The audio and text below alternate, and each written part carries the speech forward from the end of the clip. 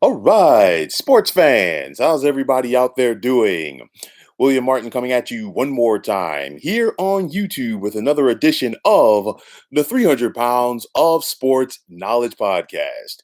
Now, the Phoenix Suns enter the NBA playoffs fresh off of their best regular season in 11 years. We saw the Suns win 51 games in this shortened NBA season, which was good enough for second in the Western Conference. And their reward in the first round of the NBA playoffs is going to be a meeting with the defending NBA champions in the Los Angeles Lakers. Now, during the regular season, the Suns were able to take 2 out of 3 from the Lakers, but you got to look at it and say, hey, the Lakers really were not a healthy team this year. And now we're really going to find out what these young Suns and their veteran point guard, Chris Paul, are made up of because they have to grow up in a hurry now that they are taking on LeBron James, who is looking to get his fifth NBA championship. For me, there are several things that I look at in this series. Number one, is Devin Booker ready to shine on the big stage? And during Booker's brief tenure in the NBA, he has shown tremendous scoring prowess, but he has yet to do it in the postseason. And now he has that opportunity. And, this is a make or break time because we've seen the postseason stage be too big for some guys, and we've seen some other guys embrace that moment. So I really want to see what Devin Booker is made of when everybody is watching, especially in a series against LeBron. For Chris Paul, the veteran point guard and the future Hall of Famer, we've seen this guy over the years be one of the best to have ever done it. And I mean, you just think back to what he did in his brief time with OKC, where, that was basically supposed to be a throwaway season for the Thunder, and he got them to the playoffs. This time around with the Phoenix Suns, again, this was an organization that had not been to the postseason in more than a decade. In CP3 first year in the desert, now the Suns are not only a playoff team, but they were right there with Utah to be the top team in the Western Conference this season. So, you look at Chris Paul, he's been snake bitten in the postseason. He's had his opportunities, and he has been unable to get over the hump.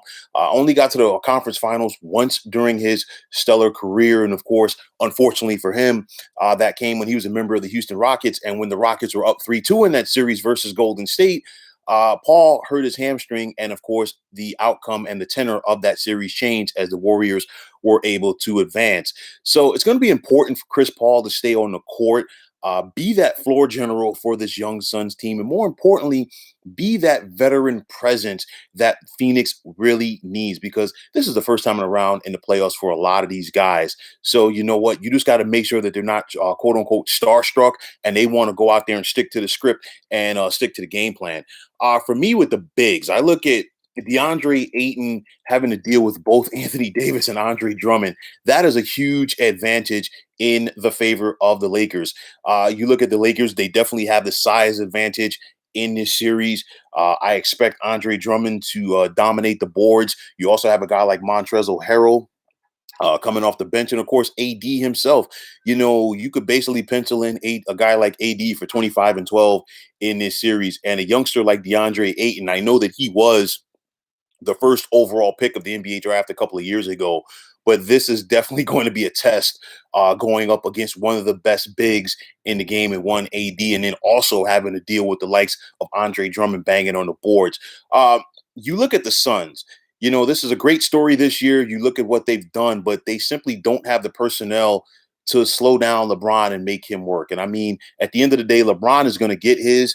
You cannot overshadow that, but still, you have to have the personnel to make him work for those baskets.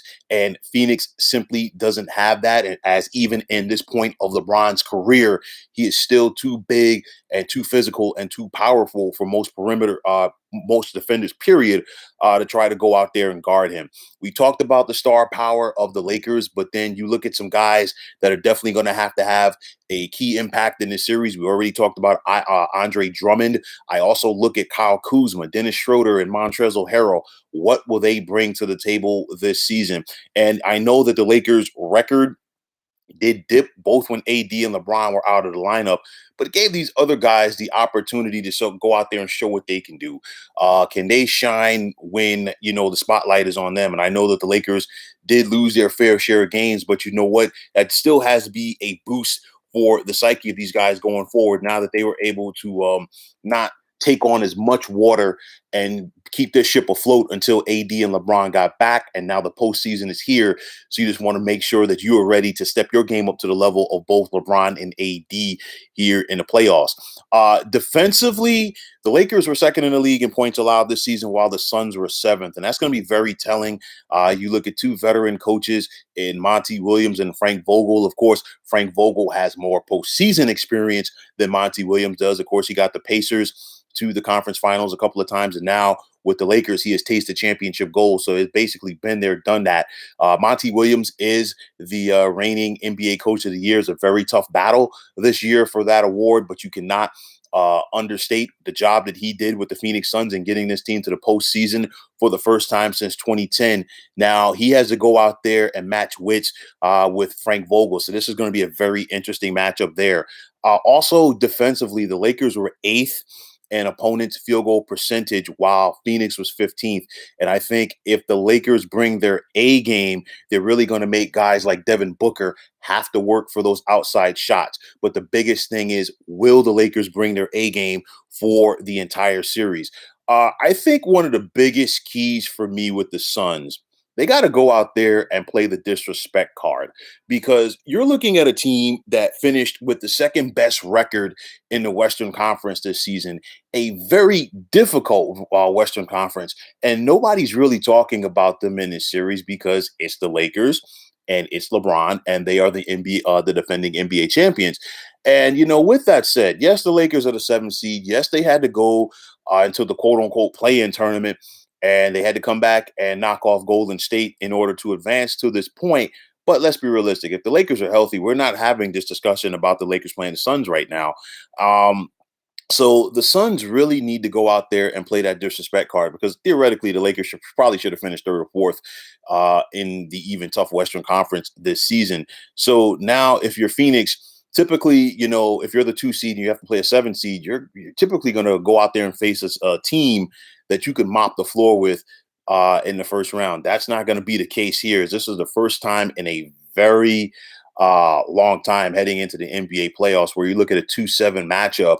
And you know what? The two team is really the underdog. It's been a month of Sundays since I could ever recall something like this happening. But this is the way things are, and the way that the chips have fallen this season for the Phoenix Suns.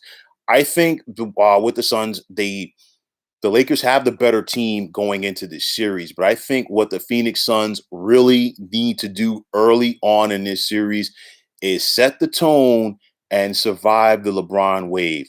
And how do you set the tone if you're the Phoenix Suns? You definitely want to go out there and maintain home court advantage. So you have to go out there and win game one. Also, on top of that, and saying to survive the LeBron wave, because we know that LeBron can take over a game at any given moment, especially in the fourth quarter. So if you were Phoenix, you know that LeBron is going to have his moments where he can put that team on his back. You have to answer the bell. You can't be starstruck. You can't push panic mode. Oh, what do we do? You have to go out there and answer the bell. And this is where it comes down to players such as Devin Booker, such as Chris Paul. This is what, you need to do in these moments. And if you're Devin Booker, you star, because you know what? These are the moments where you have to step your game up and take it to the next level to answer a guy like LeBron. If you're Chris Paul, how many more opportunities are you going to have to get to that Larry O'Brien trophy for the first time in your NBA career? These are the moments where you got to step your game up. DeAndre Ayton, you were the first overall pick of the draft a couple of years ago. These are the moments where you have to step your game up and find a way to do your thing versus the likes of AD and Andre Drummond, or both ADs, Andre Drummond and Anthony Davis. So that's why I say right there where the Suns have to go out there and try to survive that wave. I think the biggest thing for the Suns for this series, they have to go out there and maintain home court advantage. And how do you maintain home court advantage? you got to go out there not only and win game one, you got to go out there and win game two at home as well. Because definitely the Lakers are heading to the desert looking to get at least a split.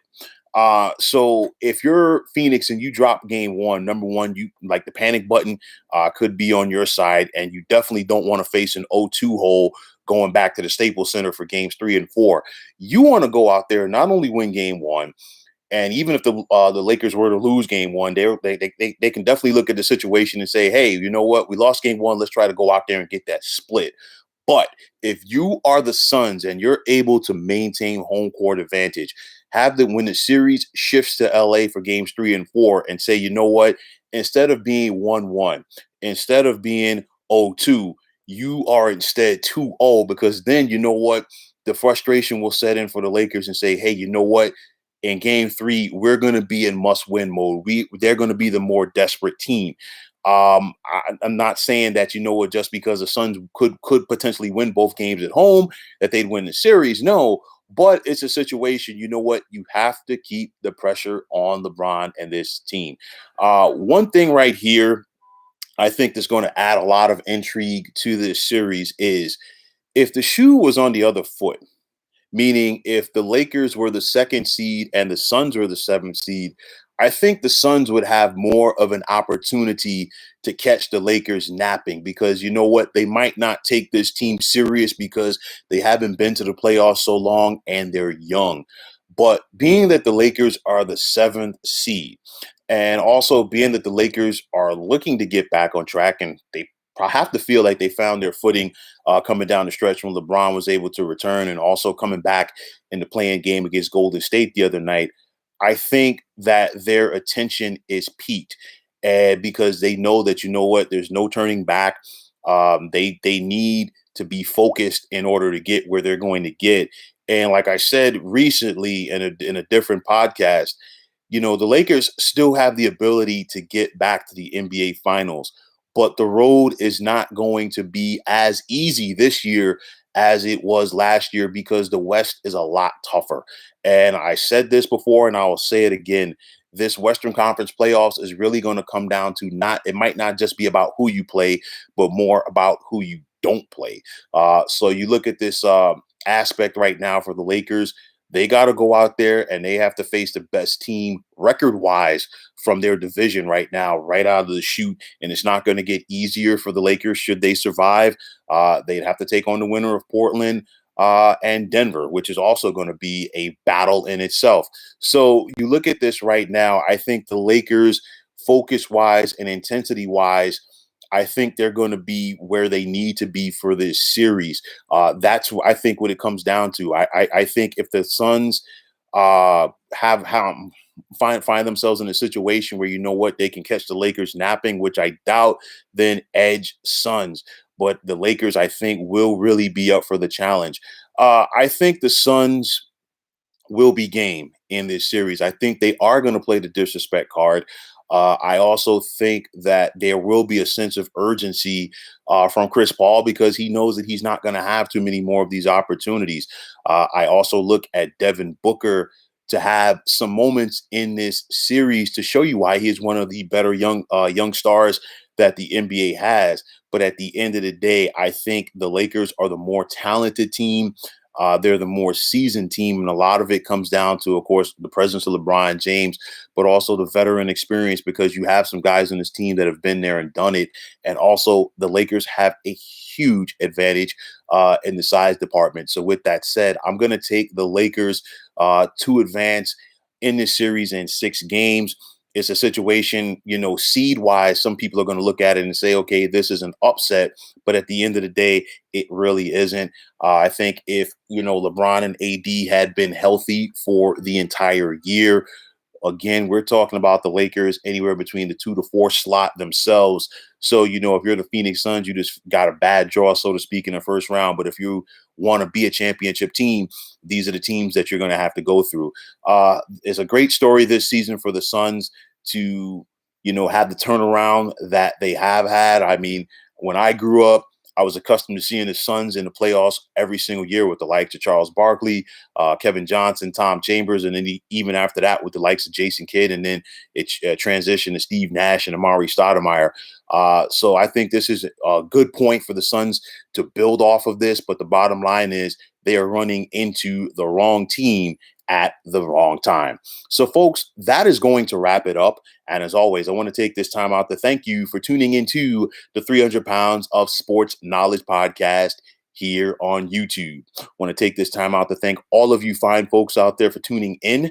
And if you have not already, please feel free to subscribe to this channel. Now, if you are on Twitter, please feel free to follow me at 300 Pounds of Sports. And like I always say, if you follow me, it will be my pleasure to follow you right back. There's also the sports discussion group on Facebook at the Sports Depot 365. You can check it out, drop a line, and be a part of one of the better sports debating sites going on social media. So, once again, fine folks, my name is William Martin. Take care, have yourselves a wonderful day, and enjoy the NBA playoffs 2021 style.